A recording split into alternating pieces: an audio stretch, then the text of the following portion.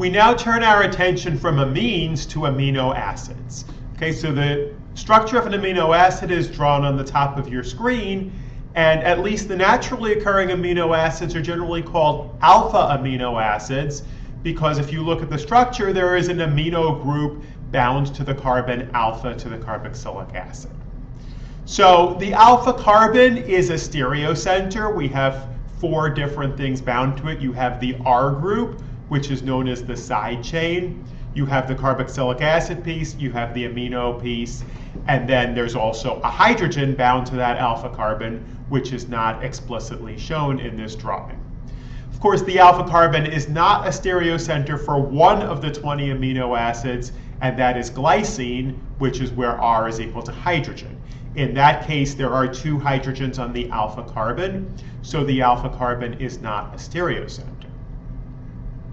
All naturally occurring amino acids have the S absolute configuration at the alpha carbon. And what that means is that if you draw the amino acid with the amino group on the left and the carboxylic acid on the right in the plane of the page, the R group is going to be pointing backwards for the naturally occurring amino acids. The configuration of the naturally occurring amino acids is also sometimes called L, and that is from the DL nomenclature that we first met in the context of carbohydrates. Because if you draw an amino acid in Fischer projection, it looks like L-glyceraldehyde. Okay, so I have both of these drawn on the screen here, and what you have to realize is what the similarities are between these 2 structures. So in both of these cases, I've put the carbonyl containing terminus of the chain at the top. So the carboxylic acid in the context of an amino acid and the aldehyde in the context of a sugar. And then I have the longest chain, which is going to be the R group for an amino acid, and it's going to be the rest of the sugar backbone for the sugar down on the bottom. And then if we draw our Fischer projection this way, the amino group needs to go on the left on the alpha carbon, and the hydrogen needs to go on the right. And that, of course, is similar to L-glyceraldehyde. In that case, it's an OH instead of an amino group going on the left and the hydrogen going on the right. So you will sometimes, especially in the world of biology, see the amino acids referred to as the L amino acids. So the 20 naturally occurring amino acids have different chemical properties depending on the identity of the side chain. So in the rest of this lesson, I'm going to go through them and show you the classification scheme that's considered most useful for classifying the amino acids. So first of all, they can be broadly classified as being either hydrophobic. Hydrophobic, of course, means afraid of water. Those side chains that don't like to be exposed to an aqueous environment because the side chains are nonpolar. And hydrophilic, those side chains that do like to be exposed to an aqueous environment, and they are water loving because they have a polar side chain. So all of the hydrophobic amino acids have neutral side chains. When we get to the hydrophilic amino acids, we're going to see that some of them are neutral, some of them are acidic, and some of them are basic. So starting with the hydrophobics, and again, this is one book's definition of what is hydrophobic. So in this particular table, there are 9 hydrophobic amino acids. Occasionally, a couple of these, glycine and tryptophan in particular, I have seen tables where they are not included among the hydrophobic amino acids, because the thing is, hydrophobic is not something that you either are or you aren't. There are amino acids that have a greater degree of hydrophobicity than others. Glycine, of course, just has a hydrogen atom as its side chain, and so the amino group and the carboxylic acid group are proportionally more important pieces of this molecule. They occupy a larger fraction of the atoms than they do for the amino acids with bigger side chains. So glycine is sometimes considered hydrophilic, and tryptophan does have an NH in it, which is of course a polar group, but that is encased within a fairly large nonpolar aromatic ring. So for the purposes of our discussion, these 9 are the hydrophobics. So glycine, as we said, the R group is a hydrogen. Alanine, the R group is a methyl. Valine, the R group is an isopropyl. Leucine, the R group is an isobutyl. And then isoleucine, the R group is a sec-butyl group. I know it would be nicer if you had an isobutyl group in isoleucine, but that's not the way it turns out. Okay, so in those cases, you just have simple aliphatic hydrocarbons. Next one, going to the right-hand column, is methionine. Methionine has a sulfur in it, but what you have to remember is that carbon and sulfur have virtually the same electronegativity. Carbon's electronegativity is 2.5, sulfur's electronegativity on most tables is 2.6. They have the diagonal relationship.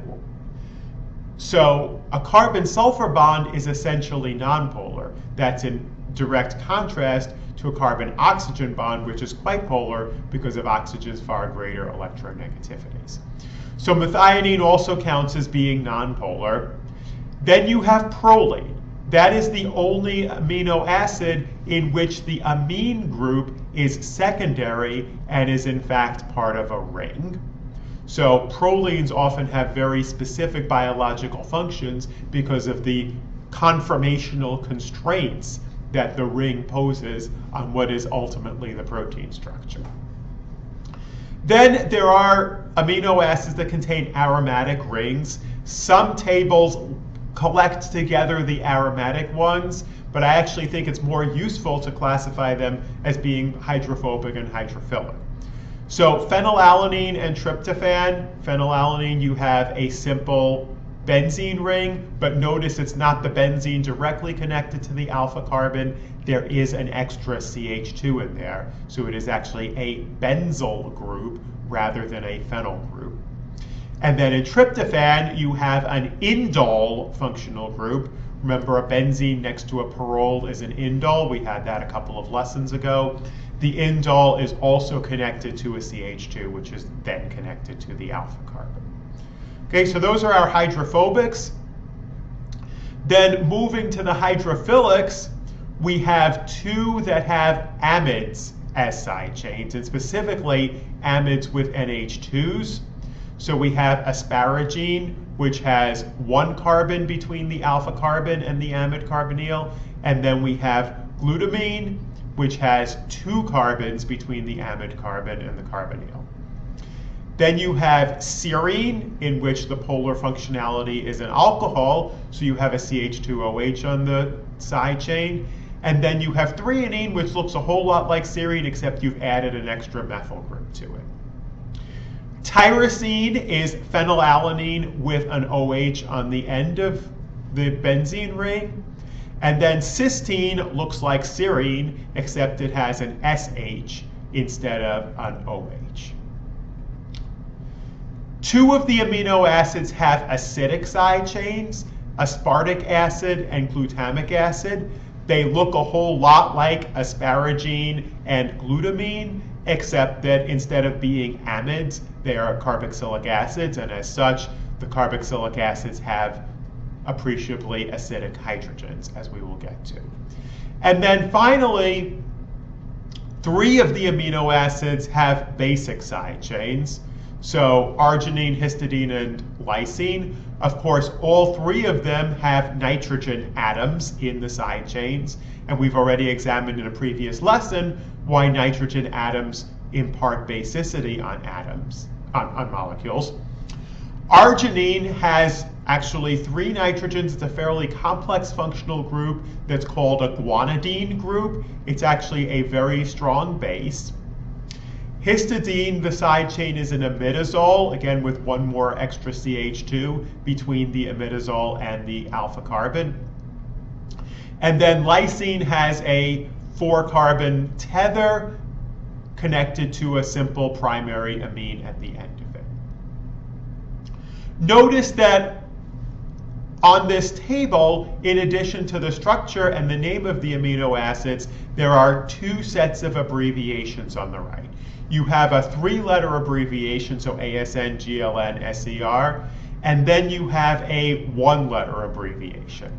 The 1-letter abbreviations in some cases, like serine, threonine, and cysteine, are the first letter of that amino acid, histidine also, but as you can see, for many of them, the 1-letter abbreviation is actually not particularly related to the name because there are too many amino acids that begin with A and G and L, for example.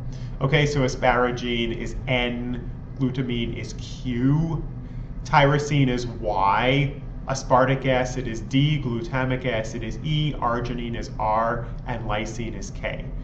In some of these cases, such as arginine and tyrosine, it's the second letter rather than the first letter.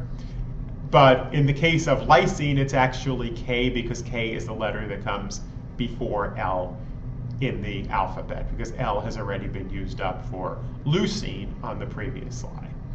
Okay, so as you move into biology classes or biochemistry classes, you may at that point be expected to remember the structures of all these amino acids as well as the 3-letter abbreviations and in some cases the 1-letter abbreviations. The 1-letter abbreviations are commonly used if you look at protein sequences that show up in databases, and that's the basis of the field of proteomics. Okay, so that's our introduction to the amino acids, and then in the next lesson we will start looking in a little bit more detail about the acid-base properties of the amino acids.